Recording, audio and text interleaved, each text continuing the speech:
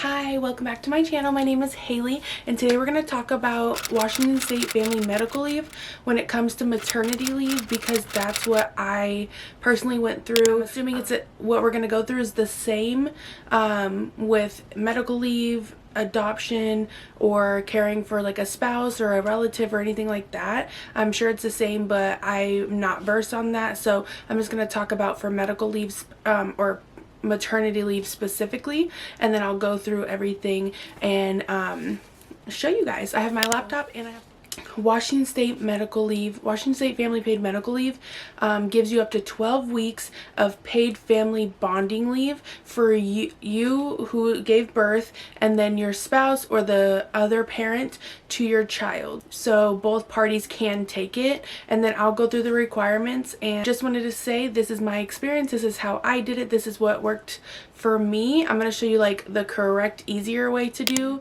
and then that way hopefully it's easier to get approved and you guys can jump right in. You do need 820 hour full-time, part-time, temporary, and seasonal work count. All hours you work in Washington count towards eligibility, even if you work multiple jobs or switch employers. So what you're going to do is you're just going to keep all of those pay stubs or W-2s or whatever, and you're going to submit those when it's time to take leave.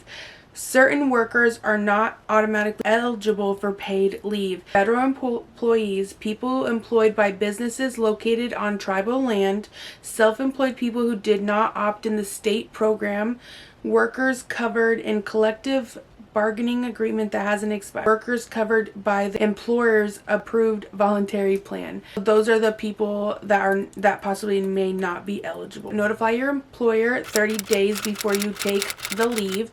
So when you have to let them know, whether your mom, dad, whoever. Apply for leave, you have to wait till after your qualifying event, such as ours is birthing a baby. You would apply after the baby is born, because you have to do it on the computer only. So you could take photos of all your documents on your phone, email them to you, and then upload them on the computer. Under the Washington paid family medical leave, it's going to be SAW. It's called Secure Access Washington, and you're going to make an account with SAW. After you make an account and you get in and you're signed in, you're actually going to add a new service. The new service, you'll find Employment Security Department, Washington State.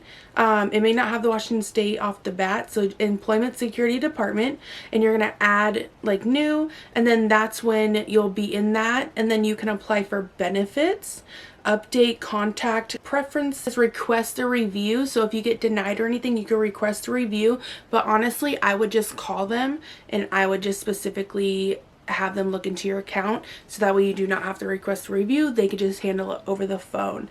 And then when you apply for benefits, the documents that you're going to have, if you need medical leave, or they're going to be the bonding form. So with those, they're super easy. You just print them out, bring them with you to the hospital, and then the doctors can fill it out, and then you guys sign it, and then you submit it. Now with proof of baby being born, what I did, because I did not download any of these documents, I didn't know what I was doing. So when you get brought up to postpartum care, they have the bassinet for the baby, and they have this little card, and it says the date, their name, and when they're born, and all of their information. And I took a picture of that. When I got discharged, it has how long. I just took pictures of everything. When I got to the hospital, when I had my son, I was there for 5 days, so I literally just had all the very top parts, and it had my son's name and all of that, and I was like, this is proof that he's born. So I just sent that. I didn't even have this form or anything, because I didn't know that you could do that. You need to have proof of ID, driver's license, passport, utility bill, phone bill, electric bill, paycheck and or pay stub. For medical, family, and military leave, you'll need the certification of serious health condition. That's going to be if you are on bed rest or if you had a C-section. How much time do I get? Within your claim year, you don't have to take it all at once. Let's say the other party, let's say you're going to take your whole 12 weeks, and then dad or whoever is going to work here and there, and maybe they need 2 to 3 weeks off. You could take up to 12 weeks of medical leave or family leave.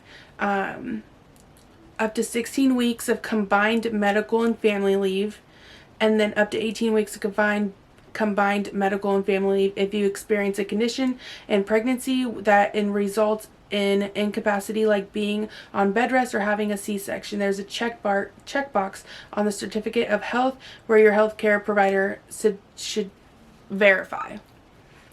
So you can get up to 18 weeks combined.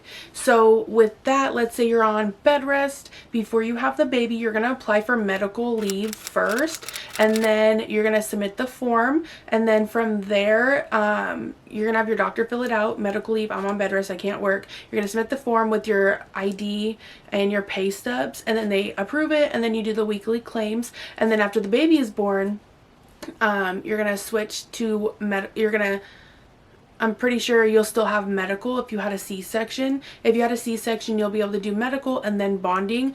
I didn't know I could do medical before the bonding, so I didn't. I did not get the 16 weeks paid. Let's say you don't have a serious medical condition before you have the baby and you had like a C-section, then you would take the medical first, which is 4 weeks, and then you'll take the 12 weeks after. So they're separate. You're going to do the medical first, and then once that ends, you're going to submit all the information basically again that the baby's born, even though you've already done it for the medical because you had a C-section, but now it's for bonding, and then you get another 12 weeks.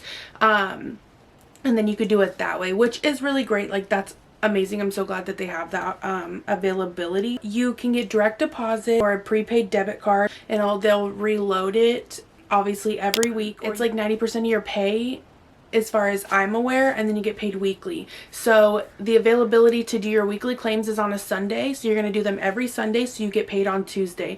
So once you start getting approved, you'll basically be approved every week unless you start working. Let's say you take leave, you decide you have to go back for some reason back to work, and you're working like 1 day a week, you will have to put in that you worked, and then that the rest of the time you didn't work, and then your money, and then they'll pay you what you didn't work, basically. So if your significant other or whoever decides that they're going to only take 4 weeks off, they're going to go back to work, but something happens with you and now they need to take another couple weeks off, they're not going to make any claims while they worked if they worked full time. If they didn't work full time, then yeah, they can make the claim saying I worked X amount, and you kind of just have to update it per your situation. So with the claims, it's going to say family, your submission date, approved or denied, and then the approved duration that you're approved for. That will show all right there for you, and then you could just go in and you could like reapply or request review or anything else like that, and then it can show your weekly claims. These are my weekly claims. Start weekly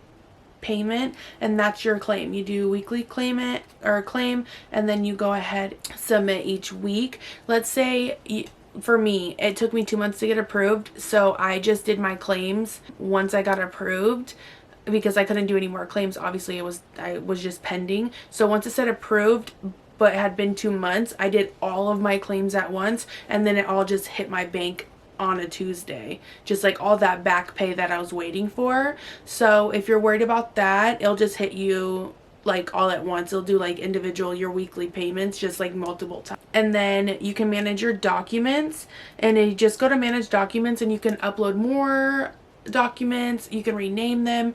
Honestly, the more documents the better. Just send multiple things with your name, your ID, pay stubs, all of that, so that way they can't deny you. That's like my suggestion. The more the merrier, basically. One of the questions that I have been asked is, what if you accidentally do the claim wrong, or like accidentally, like say you worked and you didn't put that you worked? Just call them, and then they should be able to fix it and go over everything with you. It shouldn't be like a problem.